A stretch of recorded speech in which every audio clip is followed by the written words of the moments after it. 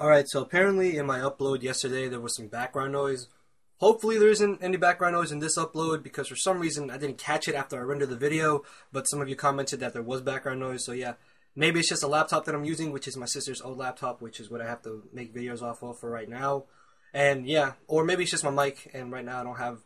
money to get a new mic, so yeah, just bear with me if there is some background noise. I'm gonna try to fix it hopefully. But I actually got this pretty good Yu-Gi-Oh battle that I had on Showdown the other day using a really fun team that I'm gonna get more into detail about when I upload the Wi-Fi battle that I had with it. But looking at threats on my opponent's side of the field, Chandelure and Honchkrow were easily going to be the two biggest threats I was going to have to watch out for because both of those hit extremely hard and could possibly plow through my team. So I thought my best lead would be Victini as he leads off with the Roserade. Right off the bat, I make one of the most stupidest plays anybody can ever make and V-Curate knowing damn well that there is a Chandelure on their opponent's team and I am that idiot. Luckily though, my opponent makes a bad play of his own and actually goes for the Shadow Ball instead of going for the Overheat or the Fire Blast, allowing me to keep my Umbreon for this battle. And this turn, knowing that he would want to switch out, I'm actually going to switch into my Victini as he switches into the Empoleon. Now even if I do stay in V-Create, I know it won't be doing that much damage, and I really don't want my Victini to take any unnecessary damage. So what I'm going to do is just U-turn now into my Empoleon, when in hindsight,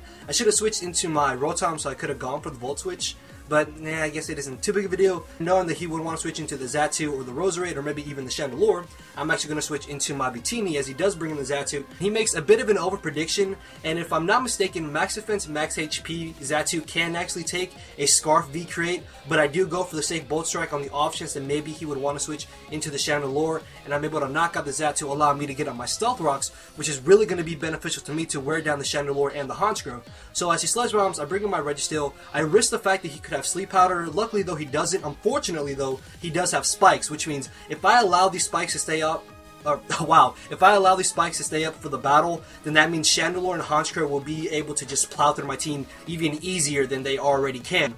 So I'm just going to U-turn out, thinking that he would actually switch into the Chandelure, but he actually stays in, I guess maybe thinking I would go for a U-turn or a Bolt Strike, and he does get it correctly. As I do go for the U-turn, I U-turn out to my Registeel, and I'm just going to stay in here and try to get off as much damage on this Roserade as possible, hopefully forcing him to go for the rest, and forcing him to switch out and possibly getting off a good amount of damage on whatever he decides to bring in. Unfortunately though, in the end, Roserade can go one-on-one with Registeel, and yeah, I really can't do anything to this damn Roserade with my Registeel, so I'm just hoping he will want to switch out. I mean, I could have switched out into my Victini, but then that means I would have to take even more hazard damage, and if I brought in my Hitmontop, he can easily bring in Chandelure to take the Rapid Spin, and I want to be able to kind of wear down the Chandelure to the point where I can take him out with a Sucker Punch. So he does switch out to the Manchow as I'm able to get off a good amount of damage with the Earthquake. I know that the high jump kick is possibly coming my way or maybe even the fake out. So I'm just going to switch into my Slowbro as after the spikes and after the high jump kick and U-turn combo, I'm at very low HP and I knew that I could take a U-turn and I was going to be forced to go for the slack off, and he knows this, so he makes a good play by bringing in the Roserade. And something in the back of my mind was telling me to go for the Side Shock, but I didn't because I need to keep my Slowbro around to take hits from the Manchow and possibly even take a hit from Honchkrow later on in the battle. So this turn, expecting him to go for a Giga Drain, I'm going to switch into my Umbreon. Luckily though, he didn't go for the Sludge Bomb because if he had got the Poison, then that means I would have to waste a turn going for the Heal Bell, as where now I can just go for the Safe Wish and possibly pass it off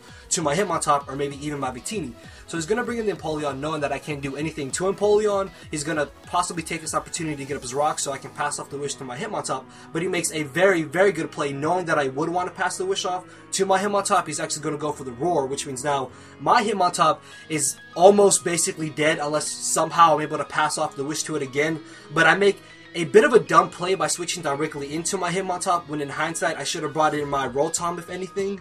But yeah, I guess I really was not thinking straight, which I know is a stupid excuse, but honestly I don't know what I was thinking when I made this play. And the Rapid Spin is so painfully obvious that he's going to bring in the Chandelure, and I really wanted to go for the Toxic, but I thought that maybe he would predict me to go for a Foresight or something along those lines and leave in his Empoleon, so I thought my Rapid Spin was a better play that I could have gone for. Unfortunately though, he does make the safe and good play by bringing in the Chandelure, and if I did go for the Toxic, this Chandelure would have been at a range where he more than likely would have just left it in for Death Fodder and I would have been able to take it out Unfortunately though, it's still at 26% HP, which means it can live another Stealth Rock switch in, so I really have to watch out for the thing. As I bring in my Rotom, my Volt Switch on the Roserade, getting off a decent amount of damage, and I'm going to Volt Switch into my Victini, and I know that the fact that I want to go for V-Create is so painfully obvious that I'm going to predict him to over-predict and leave in Roserade, and I am going to go for the V-Create, easily knocking that thing out, which is really great because Roserade, a thorn in my side, is out of the way.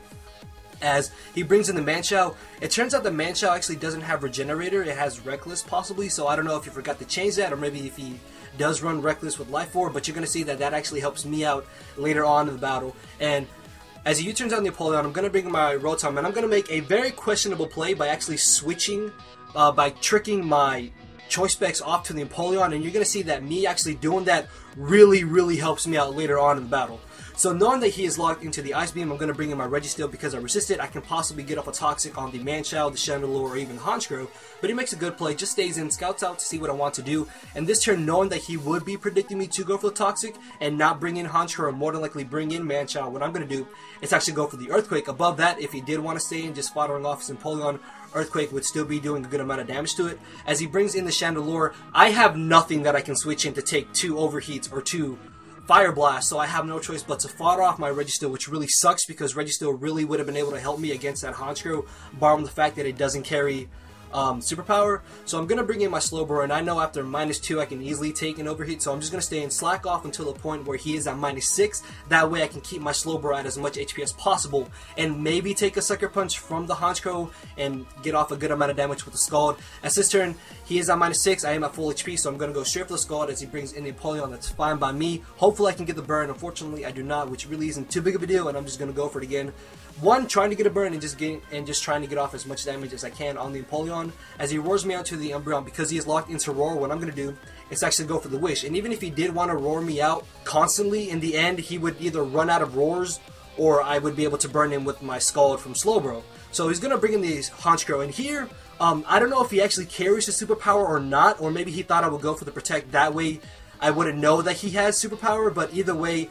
I'm able to live the Brave Bird, and I get a really lucky crit on the Honchkrow with the Foul Play, and because I got that crit, this basically allows me to win the battle, and that's going to be the 2-0 victory in my favor, because if he wants to leave in Empoleon to just constantly go for the Scald, eventually he will burn me, allowing me to synchronize it over to his Empoleon and eventually win the battle. And Chandelure does die out to the rocks, and he knows. And in the end, I'm not gonna lie, I was really not playing my best in this battle. Like, the only reason I even won the battle was because I got that crit on the Honchkrow. So yeah, in the end, I thought this was a really good battle. I don't control the hacks, so if it wasn't for that crit, he definitely would have won. Also, the fact that he had Reckless over Regenerator on his Manchow helped me out because I was able to take that out with my Registeel. But yeah, in the end, it was a really fun battle that I hope you all enjoyed. If you did, I'll leave a like, leave a comment, subscribe to some more content. And with that, guys, hopefully there was no background noise, and I am out of here. Later.